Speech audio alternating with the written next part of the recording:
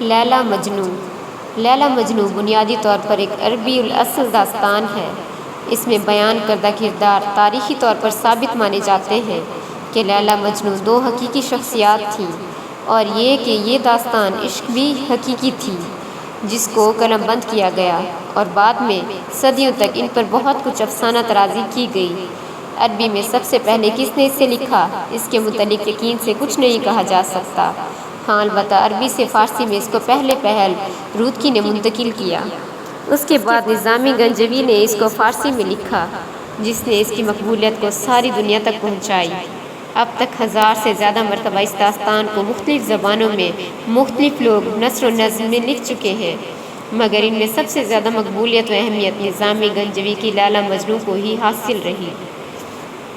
لیلا مجنوں کے دو مرکزی کردار ہیں۔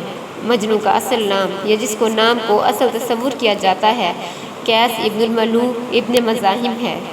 مجنوں لغوی طور پر پاگل، دیوانے اور عاشق کو کہتے ہیں۔ لیلا کا نام لیلا بنت مہدی ابن سعد بیان کیا جاتا ہے۔ عربی و عبرانی میں لیلا یا لیلا رات کے لیے بولا جاتا ہے۔ عربی میں لیلا مجنوں کی بجائے مجنون لیلا یعنی لیلا کا پاگل بولا جاتا ہے، جبکہ ترکی میں اس میں صفت لیلا کی طرح سے مراد محبت کی وجہ سے پاگل، جنونی کے لیے بولا جاتا ہے۔ بعض محققین نے لیلا کے عربی لیلا یعنی رات سے اس کے معنی سانولی رنگت بھی لیا ہے، اور کئی مصنفین نے اپنے قصے میں لیلا کو سانولی صورت والی بنا کر پیش کیا ہے، اور عوام میں مشہور ہے کہ لیلا کالی یعنی سیاہ رنگت والی تھی۔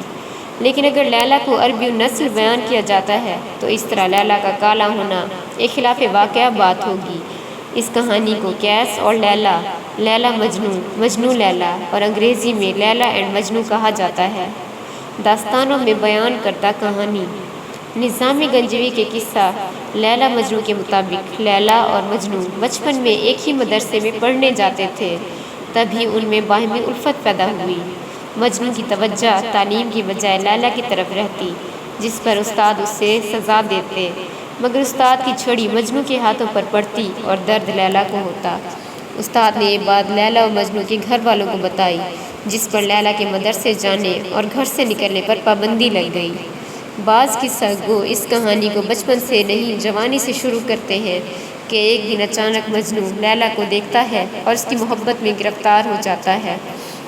بہرحال حقیقت جو بھی ہو، جب دونوں جوان ہوئے تو ایک دن پھر مجنوں کی نظر لیلا پر پڑ گئی اور بچپن کا عشق تازہ ہو گیا۔